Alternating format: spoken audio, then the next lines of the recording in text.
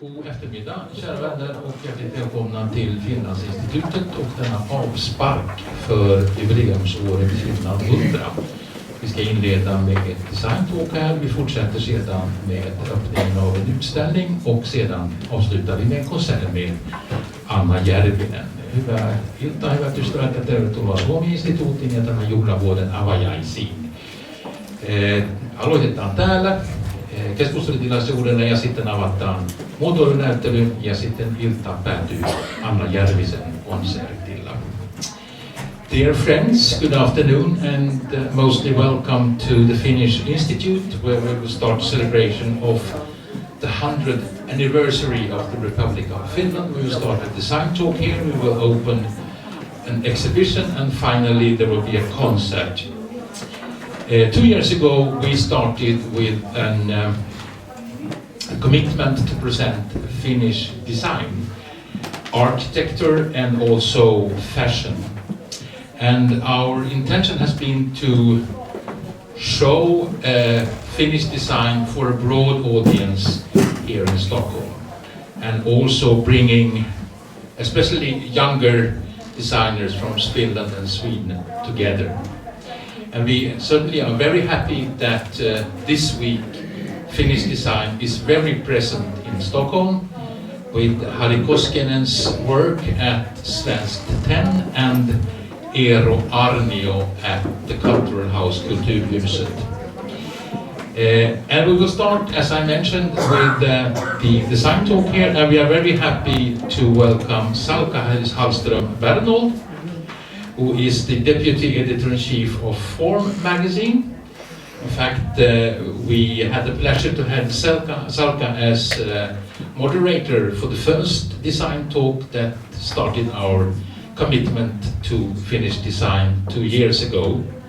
And you are mostly welcome, Salka, and the microphone is yours. Thank you. Welcome, everybody. Yes. I will start with giving a bit of background for this talk that we're going to have today. That Jonna Wikman wrote. Very, very nice story of the background, because we all know that Finland and Sweden both have long histories as leading design nations, with many internationally recognized designers. But the designer's profession today is quite different from what it was a few years ago. The designer today is often a creative director and president of his own company. She often also seeks to collaborate across professional boundaries with artists, architects. An example of what we see here today with Laura's and Carolina's installation. And now even cities use designers in the development of urban areas and public services. Helsinki promotes itself as an international design city, and to reinforce this, the city recently hired its first design director that we have the honor to have here today. And the city is an international pioneer in using design skills when public services are planned. Many companies have recognized the value of involving designers to develop user-friendly products. I'm going to go on here with introducing the 3 people that we have today, our panel. Unfortunately, Laura Weinola, she wasn't able to join us today. She has been appointed Young Designer of the Year. And she has worked closely with Carolina Hellberg, a painter and one of Finland's most interesting contemporary artists, as I have known to, yes. And her art has been displayed in galleries in Finland abroad, as well as in the fashion brand Samoy's collection, among others. And then we have, again, Ann Stenros, the Chief Design Officer of the City of Helsinki. She's a Doctor of Science as well. She's an architect. And she has a background also as a design director for Kone and a program director at Aalto University. And then we have Jonas Pettersson, CEO and founder of Formas with Love, that you all may have heard of, a famous design brand in Sweden, with a Bachelor of Fine Arts from Linnéuniversitetet in Kalmar. So I would like to go on with just our first question today. That we know that we have seen the last couple of decades, at least in Sweden, and as I have come to know, that the role as a designer is in flux. Professional boundaries are being crossed, and also there is the thing of starting out as a free designer, and then maybe your company grows, and then you have to take on the entrepreneurial side of it all. So I would just like to ask you, Carolina, who has worked together with Laura on this installation, and Jonas, to what extent is entrepreneurial thinking important and imperative for designers in Finland versus Sweden today? And in some extent, can the conditions for designers be compared to artists?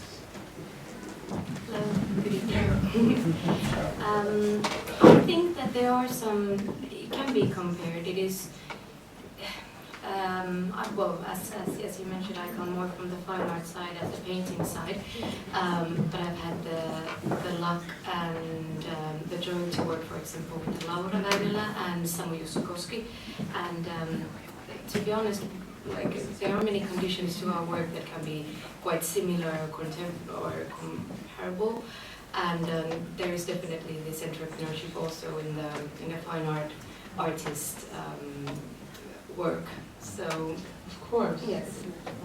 So I see that there are some, but so for example, when I've been working with the designers, I don't make such a big difference that I would be working with people who come from a very different side of the field, or I feel that I would be working with artists as well. So I think that there's maybe more, I tend to think that there is the art side in the design, so that's maybe where I come from.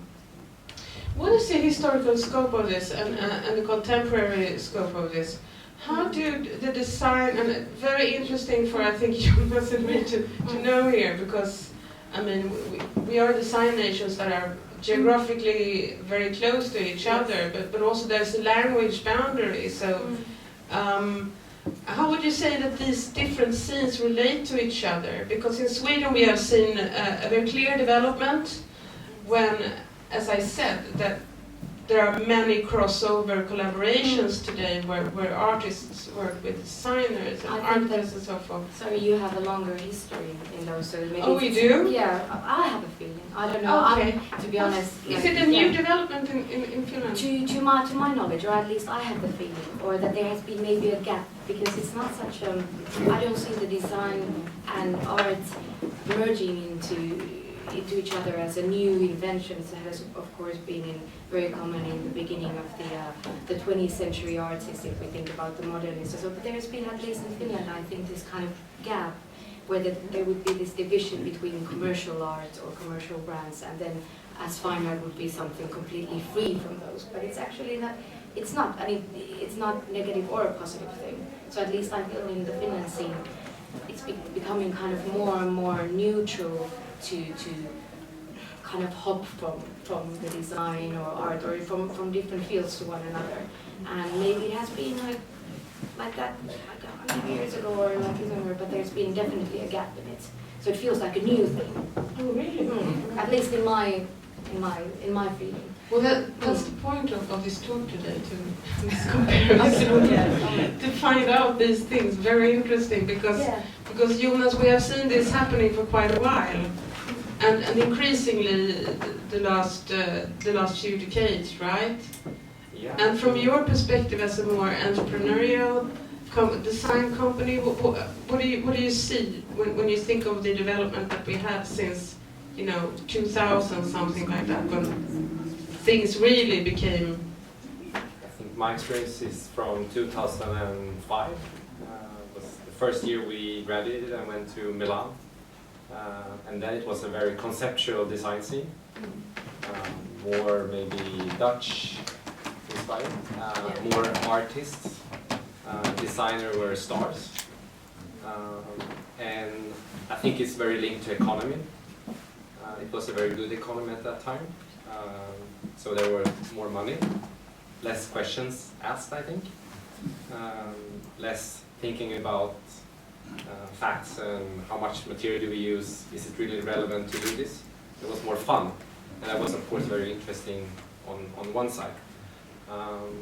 And now it's shifting to being more relevant in the design thing. I mean, I'm working more with the industry. Oh, sorry. So I mean, I think it's hard. I mean, my work is very fun, but it's also quite much responsibility when you're working with, for instance, IKEA or a huge project in India or in the States that we're doing now, where you're using resources and you can actually think about how not using resources in a bad way, but using it in a good way. So I think that's kind of the main shifts, like from conceptual fun to more relevant and thought through, more critical, I would say. Responsible. Yeah, that's my. This thing that everybody is talking about, the change of the designer role. What's your personal view on that, Jonas? That has taken place the last, 10, 15 years. To you obviously, it has been about entrepreneurship and being a designer at the same time. Could you tell us a little bit more about your story? Yeah, I think the main thing is collaboration. I think it's always been there, like the Alvar Aalto or Arne Jacobsen, or these designers were good because they looked into people's behaviors and they understand production methods. But designers who are not doing that, I think, are not designing as interesting as those people. So that's why I think they are still relevant. That they are really, or they were very close to people and production. And I think they're what we are today. And I think that's nice. What about you, Anne? Well, How do you see the designer role in flux? Is it a new phenomenon, a historic phenomenon, and what is your personal? I'm thinking on two lines. Hello, everybody. So, I happened to hear on Monday, actually, I was visiting Turku and giving a talk there in their future forum or something like that.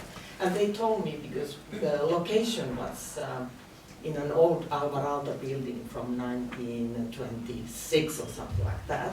It wasn't functionalism yet. It was before that time.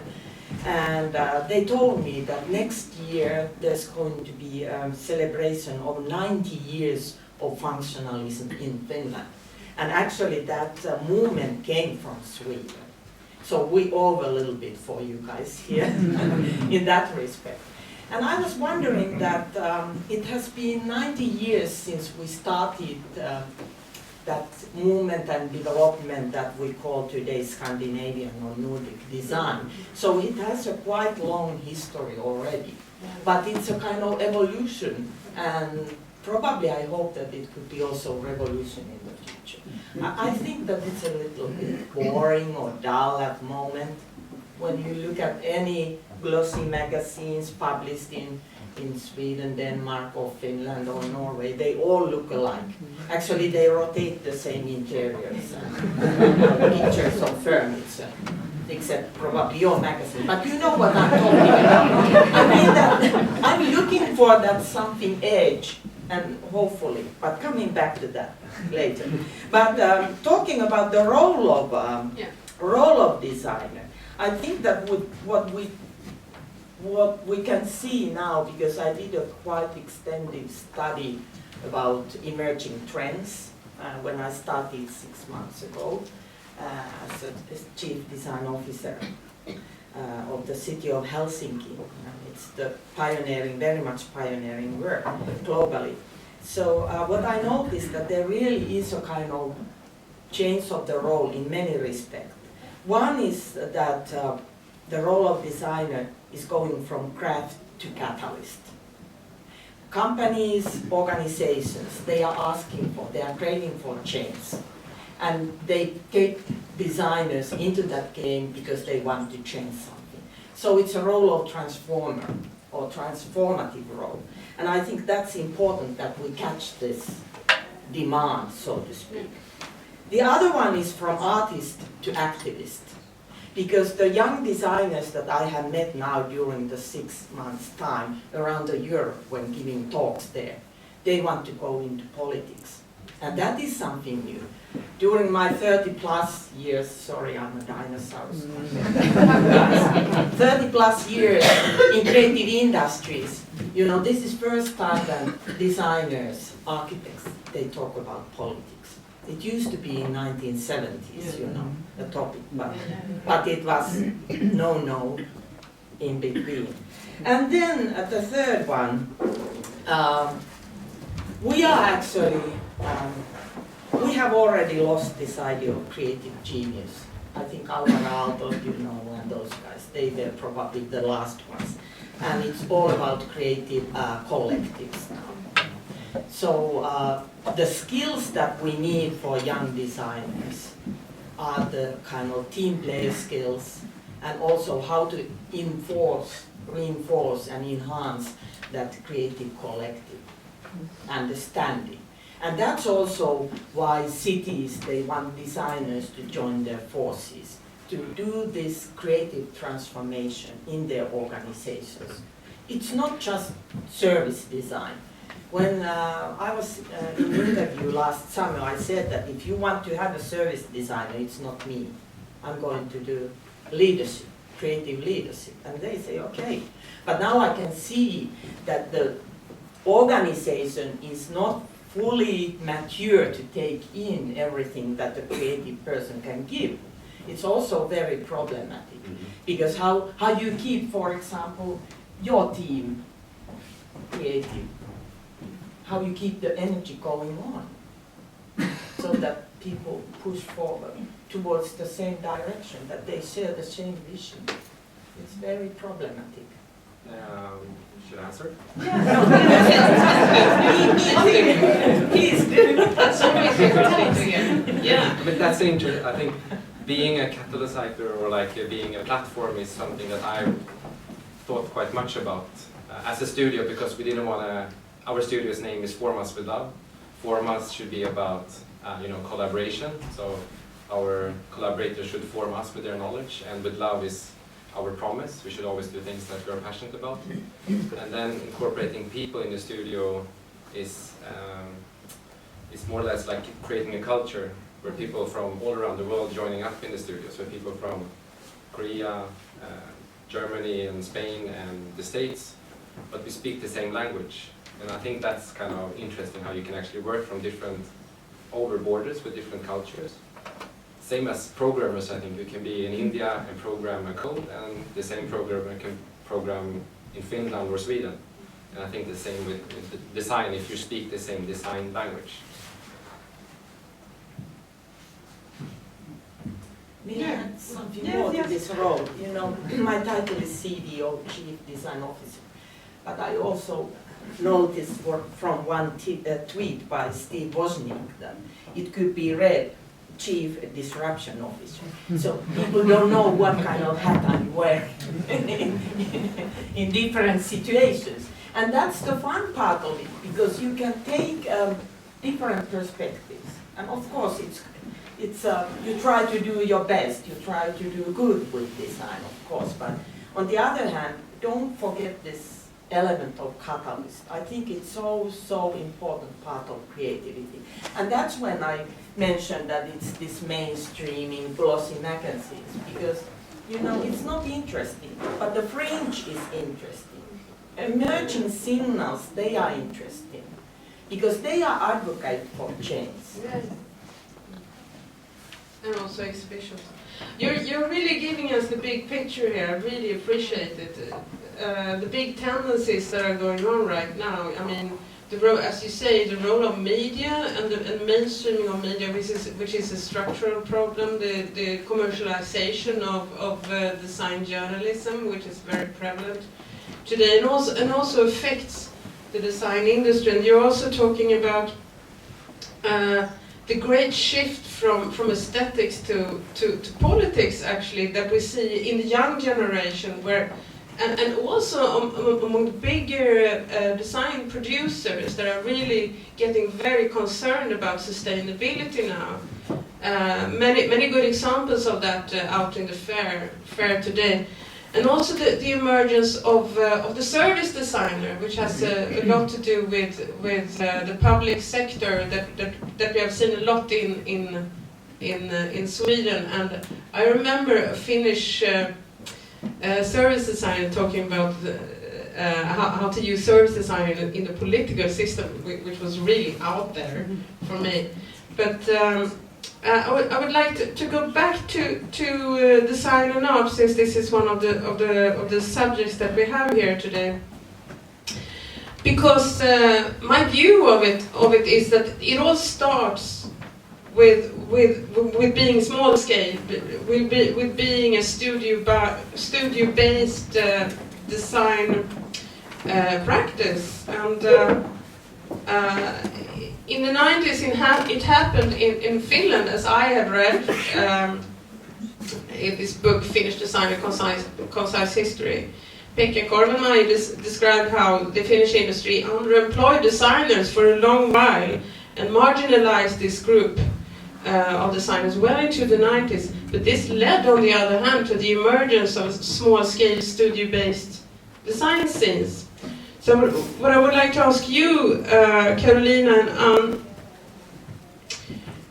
does this sound relevant to you, that the underemployment of the Finnish design industry and the big producers led to this small-scale studio-based scene that we see when we go to Helsinki Design Week today? How has it evolved, and what can be said about the labor market in Finland today, and the situation for younger and older generations?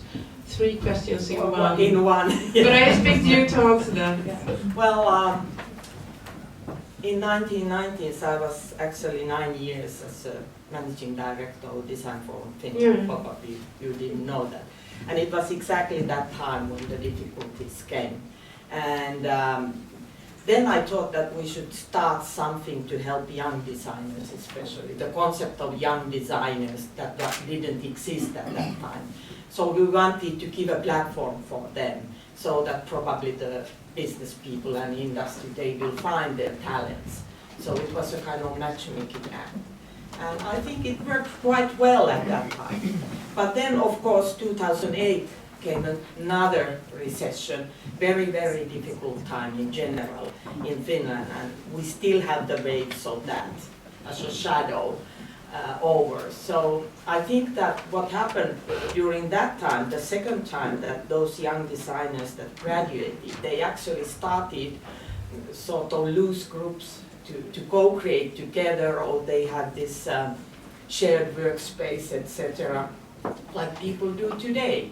So they sort of created their own future before probably in any other nation, because of the must do something.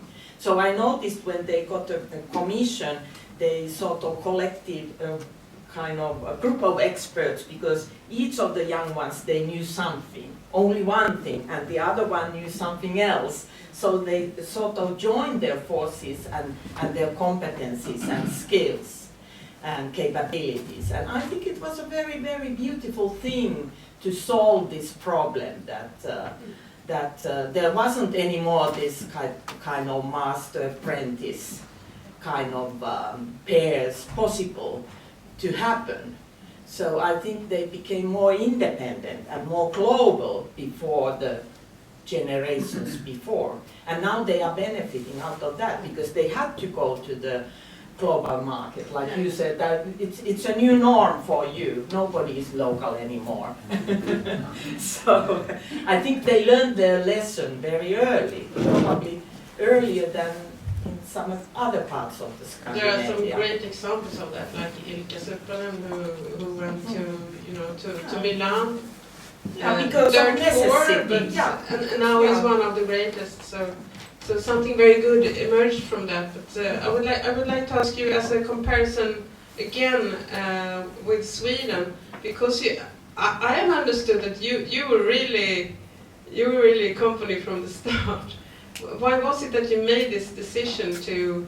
Was it something that was very self-evident for you, that you would not become employees, but you would start out on your own? What objective with forming this company from the beginning? Yeah, so long ago, so I can't really remember. But I mean, I was lucky to meet two friends in school, spending 3 years with them, Yeah. doing an exam project together, and I always liked the idea of creating things. I mean, we started creating masquerades in school. That was a great learning curve to just arranging things. And the same day as we stopped, we say, let's go to the bank and see if we can borrow some money to start a company. And they said no. So we had to figure out a way to do it anyway. I think it's about testing and trying, and yeah. For me, it was really important to find really good people that I could work together with, that could complement my weaknesses. But there was never a thought in your mind that you would, apply for a job on some big design company? That was not on your horizon. You would just, we're going to set out from the start as a trio. Yeah, that was a fantastic time, and it's in one way even better now, but there was no questions like that. I mean, No questions like that. That was says not something on the about the era agenda. that you were... Sorry? That says something about that era too, that it was something that was so clear to you that this is what you would like to do, just form your own company. Did it have anything to do with the labor market, or just the zeitgeist? I was not thinking about having. I have very simple grown-up life, but I was thinking about like how to survive at that time. It was just something I needed to do, and then figured out how to make it work. And I think I don't like the money part so much. It's interesting, of course, but I think price is very interesting in terms of being creative. And I think like starting to figure out like how we can actually charge for our time and being a designer. And later on, like now, it's such a good tool of making better things, I think, thinking about the price. Because then you need to be creative in the small things, like you say that it doesn't look so interesting anymore. And I think that's for a reason, because it's not much about style from my perspective anymore. It's more about like how to actually create new function that could actually reach something that is sustainable and at an affordable price. And that's really a challenge, I think, for a designer. Well, I think it's also something to do with Generation X and Generation Y, or the millennials, kind of change of generations, because you are more, I'm before X, okay, but you are Y, or you two are Y, and I read some statistics about the Generation Y, and I think that it's between 70 and 80% of those young ones, you guys, that want to be your own boss. I mean that they don't really appreciate the big corporations or big organizations that are like the generations before. So when you love freelancing, you want to do your own work wherever you want to do it. You are not sitting in one spot, but you are more like nomad working, or how should I say. And also the difference that when we talk, my generation is talking about work-life balance. You talk about work-life integration. You don't see the difference between work and life. We just balance it very flexibly, 24/7. I don't know, but that's the statistics I read. So, but then comes Generation Z that is even younger than you, because they are the first generation that has not lived before the time of internet, and they are totally different. They want to hang around with their parents and, you know, stay at home until they are 35 plus or something like that. But they're still hardworking, so they will save us. But wait and see, they are not like you at all. But the reason why I talk about this is that our work life is going to change, and the organizations, they have to change now so fast, because by I think 2020 Generation Y is going to represent like 50% of the workforce or something like that, and Generation Z 20%. So now everything is established around this Generation X or baby boomers. So I think that we are going to see a very, very big clash between talented workforce and organizations in the future. Because you want to do it in your own way. And big corporations and organizations, they are based on the very rigid regime, still top-down kind of idea that leadership is by mandate. But you think that leadership is by movement. It's a totally different mindset. I think, Carolina, it would be very interesting to hear your perspective as well from the artist community. Do you recognize this need for entrepreneurship in your artist generation? And do you think the conditions have changed a lot versus older generations? Well, I could maybe start by commenting on movability and there was a lot of, you mentioned about the statistics that I can really recognize that would be comparable from the designers into the art scene. It's also a lot about residencies and going around and freelancing, and artists they talk about themselves as sometimes as freelancers or like, and also the word entrepreneur can be mentioned in conversations. So I have a feeling that there is a change. Well, I can more talk about my generation or my community of artists, so I can't tell for a fact, but it seems, at least I get the feeling that it's going more and more to that direction, and that it's kind of, how to say, kind of the lines are a bit blurry, kind of saying from artist to freelancer to entrepreneur to visual commenter, or like it kind of moves, and it's quite nice, but it's also a bit like hazy somehow. Many small-scale designers today actually call themselves artists. So which is I think a development just for the last few years. When I'm talking about people like Åsa Rinelius, for example, and people like that, and Lagom Bra, for instance. People like that.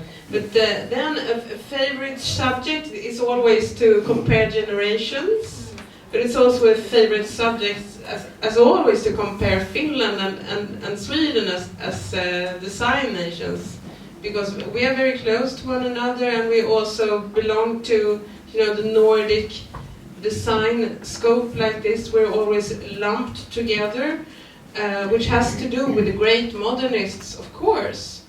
And the aesthetic that they formulated. So would it be fair to say, but there are differences as well, is it possible to identify those? Would it be fair to say that, we were talking about this before as well, would it be fair to say that Finnish designers and design brands are more popular among people in general than Swedish designers in Sweden, historically speaking? Because I have this prejudice that real design is an elite thing in Sweden. We have our history with IKEA and H&M and the throwaway thing, while we have the totally different history in Finland, the role of the design industry in Finland with the war and the care that you put into the everyday things, and also the pride of the design industry. And so, would you like to comment on this? Anybody? Okay. Yeah. Well, this is something that could go on because we all know hours and hours. that this politics of geography doesn't mean anything nowadays, or actually means something, but it's not anymore that strong that it used to be. So the power of nations, that's not there anymore as we have understood it. It's all about power of cities, and they have even said that, I think it was this, who wrote the book of free economics, the very famous Swedish economist, You should know, I can't remember, but he gave a talk in Nordic Forum here in Stockholm recently, yes, and he said that by 2050 or so, there's not going to be any more 280 nations or something like that, instead 600 cities. So the power of cities is growing all the time, and mayors, they have understood that the name of the game. So rather than looking at what is the difference between Finland and Sweden, I'm curious if there is any difference between the design of Helsinki school and Stockholm school. And I think that could be a very, very interesting starting point to discuss. What is the Stockholm design school, so to speak, or movement? And do we have anything like that in Helsinki? Because nations, they are not that interesting anymore. Borders are drawn in a totally different way. And cities are networking in the future very much and strongly. So it could be that we have this Helsinki-Stockholm twin design city in the end by 2030. Could be. Okay. Yeah, what do you say about that, I'm maybe not the best person to answer, but I mean, you can definitely see. I think the culture is a city now, not a country. You can really see how that influences what you see in an object or a solution. And very generalized, maybe Finnish people are a bit more not as anxious as Swedish. I see. Maybe that would be my first thing I was thinking about. Like, we are more checking, oh, that person has that clothes now, so I'm changing to that. Or Finnish people I met is a little bit cooler. Well, I think vice versa, sorry. And when they speak, they speak. If we talk traditionally, I mean, if we look back quite a while when it comes to the Finnish design vocabulary, there's definitely a different, colorful, patterned streak, a very special vocabulary that differs a bit from very sleek modernist heritage. That is prevalent in Finland as well, but that is quite dominant in Sweden, wouldn't you say? That functionalism still is something that you relate to as a designer. Don't you think so? Yes. Yes. I mean, But that's there's also also a big scale. I mean, but there's also the colorful. I'm thinking about. It's the Eastern heritage. Yes. Yeah, let's say. Yes, which is very interesting. Yeah. But So it gives a kind of twist. yeah, it gives it a very particular twist to Finnish design, which makes it exotic to when you get to the Helsinki Design Week. But yeah. But I'm also thinking a very recent development that we have in Sweden. If we say recent, it's like 10 or 20 years, something like that. The schools are the design schools in Sweden are really becoming more multinational, and you see that the design agencies are more international, and I've seen that from my Swedish perspective in Finland as well. Isn't that right? Yes, and I think that if we look around, for example, the new this spring summer edition of Marimekko, it's designed half by half. I mean, Swedish and Finnish designers. So what is Finnish there? What is Swedish there? It's a blend, and I think the same goes with some of your brands in furniture industry too. Finnish designers, Swedish designers collaborating. So I said that this nationality doesn't mean anything in design anymore. Maybe it gives a kind of, how should I say, it might sometimes give you a little bit backbone to say that you are from Scandinavia. But if you go to China and tell that, hello, I'm from Finland, so the taxi drivers, they don't even understand you. So I think that it's better say that I'm from Europe, so there's a resonance. See what I mean? And like you said that you Yeah. have this very diverse group of people Yeah. working with you. And when I was at Kone, we have design studios all around the world, in India, China, Yeah. US, Europe, Finland. So I didn't consider that this is a Chinese designer, this is an Italian designer, and my Indian designer.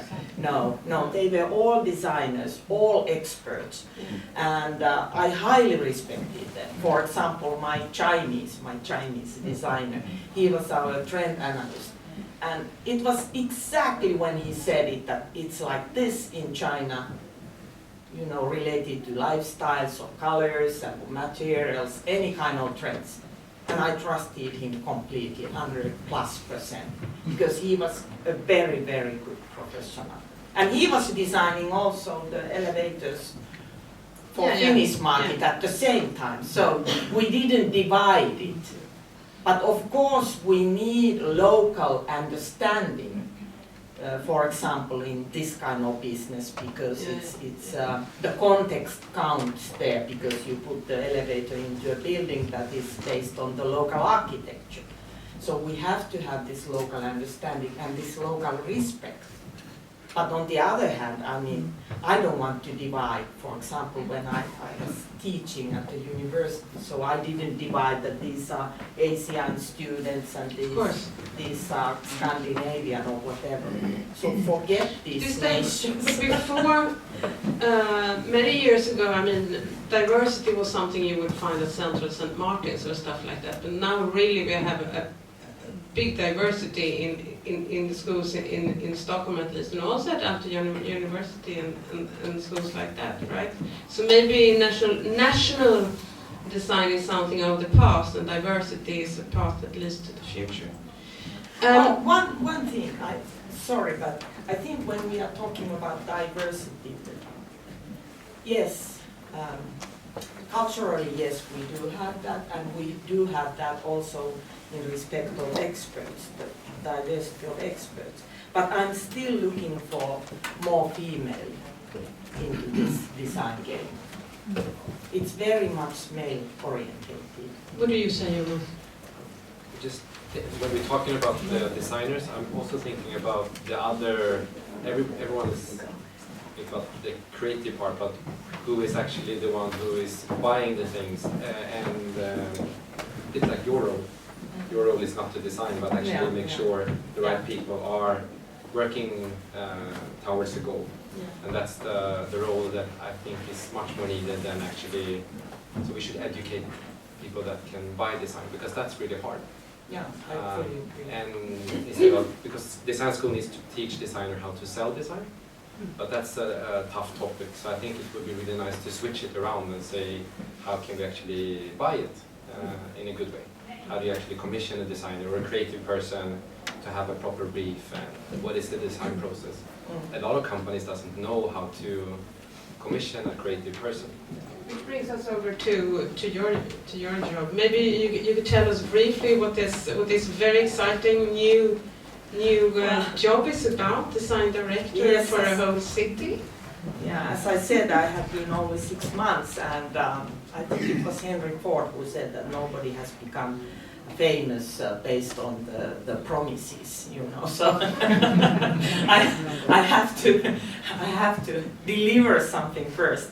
But this is now probably the most transformative time in the city of Helsinki ever, because there is a very strong change in terms of the political leadership. We are going to have a mayor next summer, and deputy mayors, and that's new for Helsinki. And then there's an organizational model that is going to change, so there's going to be 4 functions instead of 32. So it's a huge thing. And on the top of that, there is a new strategy for Helsinki for the coming 4 years, 2017-2020. And I'm involved on all those somehow. So at this point, I'm very much hands-on creating scenarios for plausible futures for Helsinki. We have created now 4 different type of scenarios by 2030, so quite forward-looking. And based on those scenarios, we created a scenario map, and we are going to have 8 to 10 workshops during this spring in order to get people involved and participate in a kind of into a strategic discussion what the vision and mission and future of Helsinki should be. On the side of that, there is of course the analytical part of the scenarios, meaning that how many people are going to move in Helsinki by 2050 and how much more we need housing and etc. etc. But my part is to bring in this creative mindset and design thinking in a different process model. And I appreciate it very much because it's something very unique to be involved. I did a similar scenario with Kone in our R&D, but this organization is very diverse and huge. But there is a recent publication, I think they published it only a few days ago, how the Finnish government has made a similar kind of set of 4 scenarios for our new to come, what is the right word in English? Finland has been divided into sectors, you know, up north, south, east and west and all those. So they have prepared similar kind of scenarios for the whole Finland in order to understand that if you are prepared for the future, you can really act somehow better than if you are just looking what will happen. Sounds fantastic to formalize a thing like that.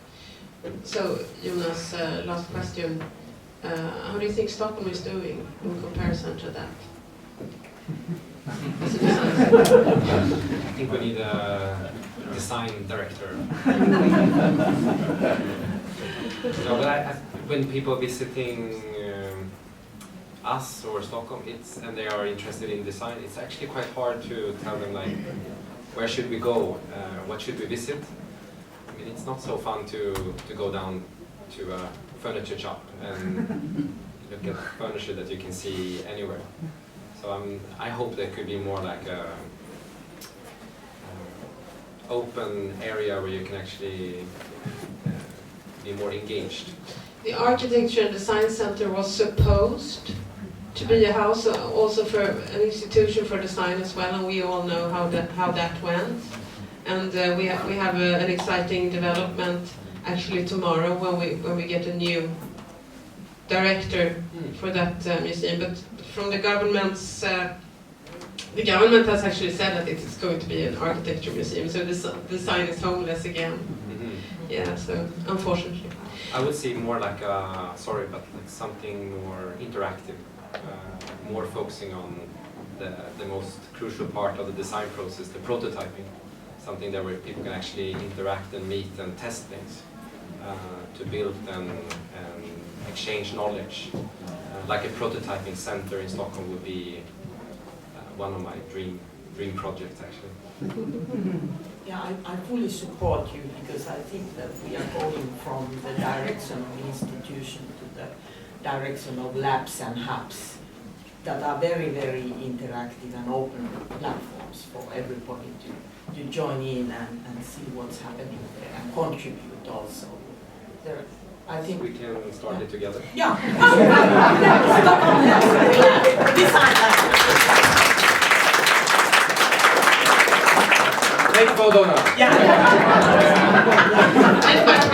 We don't have the money, but okay, you have. Okay, I will squeeze it through. So that was a very positive note to end this design talk. But is there anybody here that would like to pose a question to our speakers here? Anybody? May I ask a question? Yes. That if we do crowdfunding for this Helsinki Stockholm Design Lab, who is going to give donate a little bit. Good. Yeah. Okay. Yeah. There's a future there. Yes. I am very, very happy that the Guggenheim Museum didn't get the approval. The project was really crazy for the City of Helsinki. So I really support very hard the real Finnish design. Keep on very strong. Thank you. Big applause to our great panelists, Ann, Jonas, and Carolina. Thank you very much.